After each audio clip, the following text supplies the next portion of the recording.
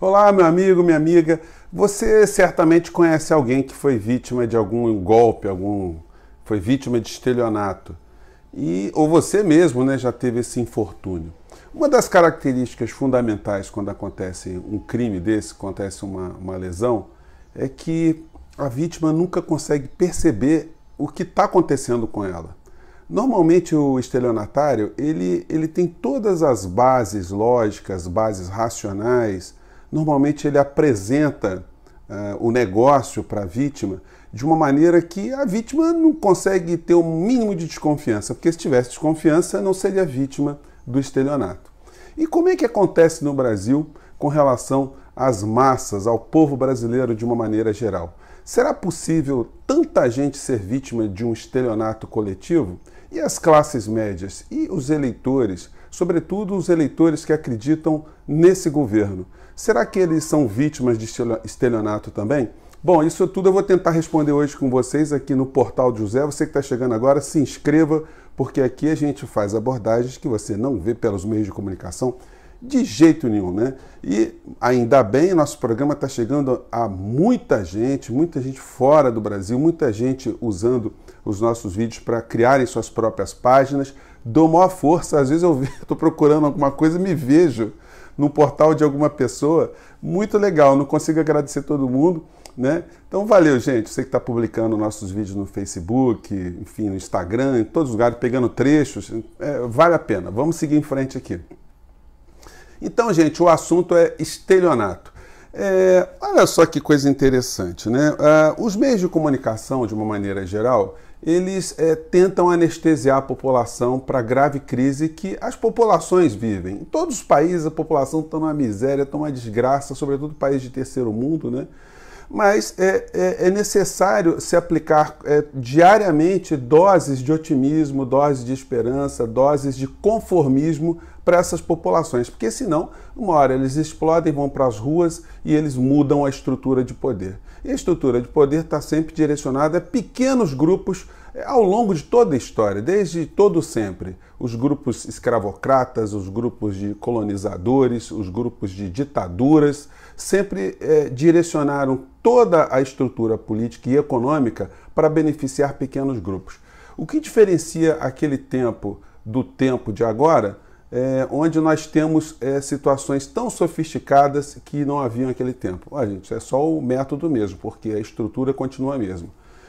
Você tem uma população de vítimas de estelionato e as pessoas estão relutando a acreditarem que caíram no estelionato. É como aquele cara que está na pirâmide, ele até fala para as pessoas, olha, entra também, vai ser legal, estou ganhando uma grana.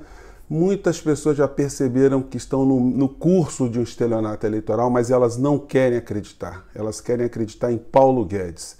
E Paulo Guedes, como eu já falei em outros vídeos aqui, é o grande artífice do estelionato. Nós temos o meio, a propaganda, que é a Rede Globo de televisão, que é uma empresa hipócrita, uma empresa salafrária, né? Aí eu tenho que fazer coro, inclusive com os bolsonaristas que atacam a Globo, mas por razões distintas. Eles atacam por uma questão superficial.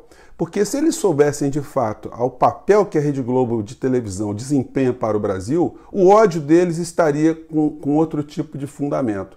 Porque a esquerda também tem ódio, tem críticas pesadas à Rede Globo de televisão, também por outras razões também. As razões de fundo, elas sempre foram desprezadas, inclusive pelos governos de esquerda. E Lula, por exemplo, faz uma grande autocrítica nesse papel. Ele acreditou na turma de gangsters que dominam os meios de comunicação no Brasil e hoje ele está vendo na pele a que interesses se prestam a esses meios de comunicação.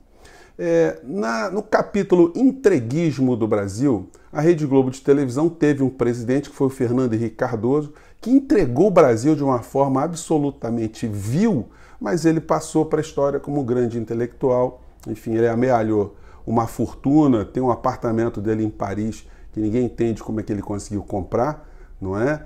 É uma pessoa que fica se jaquitando, dando conselhos e tal, mas o papel que ele desempenhou aqui no Brasil foi o pontapé inicial da entrega do Brasil.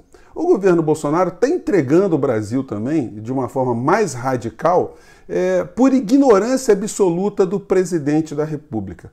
Não dá para acreditar que ele tenha capacidade intelectual para entender que ele está sendo entreguista. Ele dorme todo dia achando que é um patriota.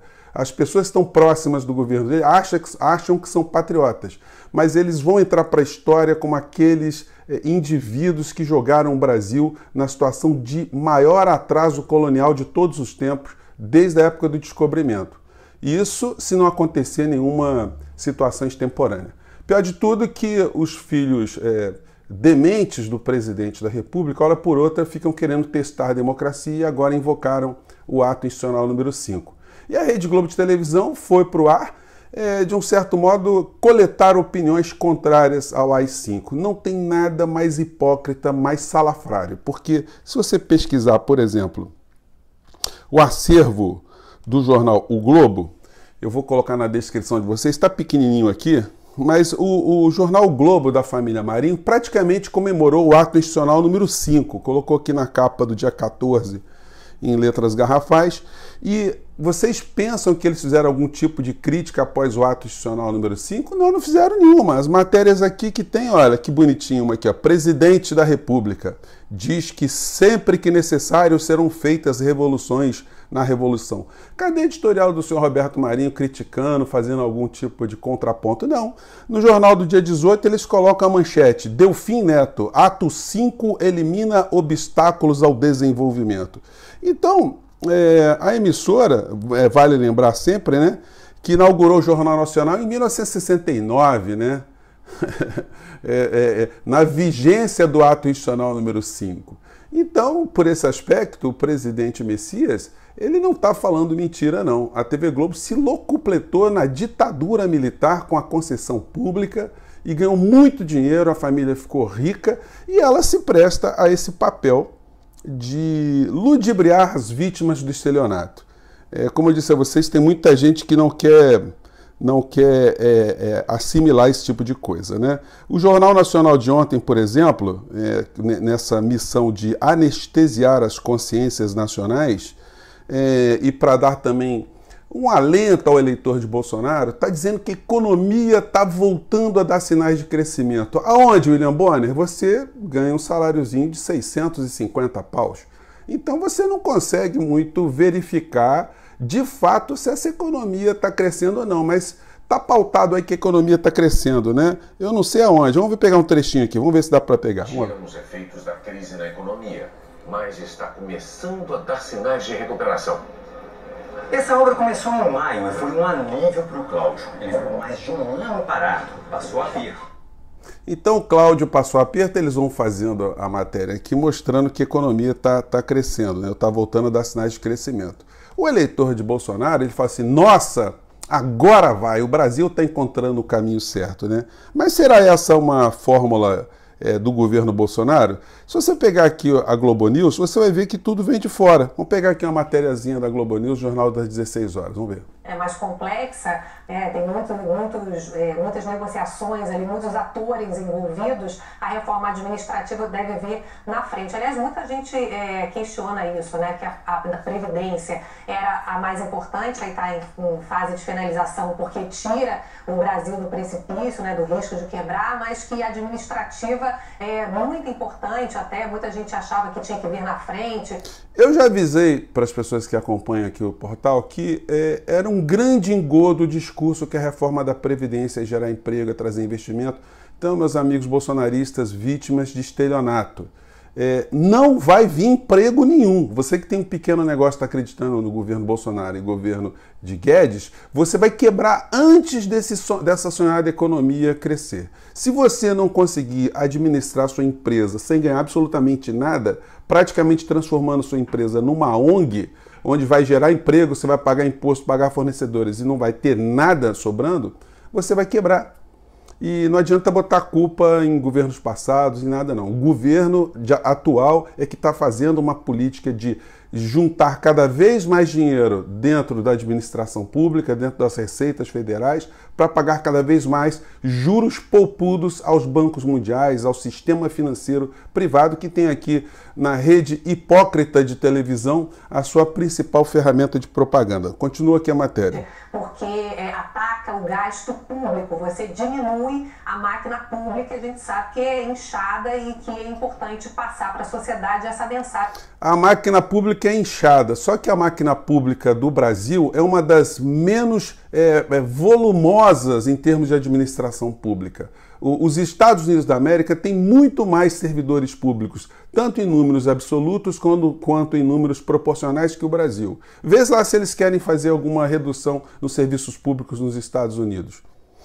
Agora, já que há um pedido de que a sociedade faça um esforço para contribuir para o crescimento do país, que... Sociedade fazer esforço para o crescimento... A sociedade está de sacanagem, ela não quer que o Brasil cresça. Então, quer dizer, o Brasil não cresceu até agora porque a gente estava de sacanagem, era isso. O setor público também faça uma reforma interna para ajudar no crescimento. Então, o presidente da Câmara falou que está otimista, mesmo assim, com a tributária, apesar de ser mais complexa, com o avanço dela também. Agora, o que é importante, por isso você vê, o FMI fala sobre o mundo, mas a gente não tem como controlar o mundo. Mas então o FMI fala, e aí, Brasil, legal que a reforma da Previdência... Perceberam, gente? O FMI tá... E aí, Brasil? Gente, e o FMI é o quê? Ele está preocupado com o povo brasileiro? Está preocupado com você, pequeno empresário? Está preocupado com você, desempregado? Está preocupado com quem? O FMI é o Fundo Monetário Internacional, composto por bancos, por rentistas, por grandes financistas que controlam basicamente as diretrizes dos principais países do mundo. Vamos lá, filha, continua. A tendência avançou, mas o FMI fala que é importante ter uma agenda robusta de avanço das reformas aqui dentro do Brasil. Para isso... Olha, gente, então é o seguinte, eu vou colocar esse vídeo para vocês na descrição, porque às vezes é muito fácil de encontrar, né? Mas o que está fazendo o governo Bolsonaro se não adotar o receituário do Fundo Monetário Internacional com seu testa de ferro, um homem que nunca fez nada pelo Brasil, nunca fez nada na história do Brasil e agora está fazendo com que boa parte dos eleitores acredite que vai colocar o Brasil no rumo certo. Lamento informar, sublinhar, eu sei que vocês não querem dar o braço a torcer, vocês têm muita raiva dos governos que passaram, vocês precisam acreditar que esse governo está fazendo alguma coisa, o próprio presidente da República e seus filhos psicopatas precisam acreditar que estão fazendo alguma coisa, quando, ou por ingenuidade, ou porque estão acumpliciados com esse sistema corrupto, né, eles estão contribuindo para jogar o Brasil cada vez mais como vítima do colonialismo e como vítimas desse grande estelionato que tem na mídia, tem na Rede Globo de televisão, a sua ferramenta mais hipócrita, mais cínica e mais salafrária de todos os tempos. Eu fico por aqui, gente. Um grande abraço. Até logo. Tchau.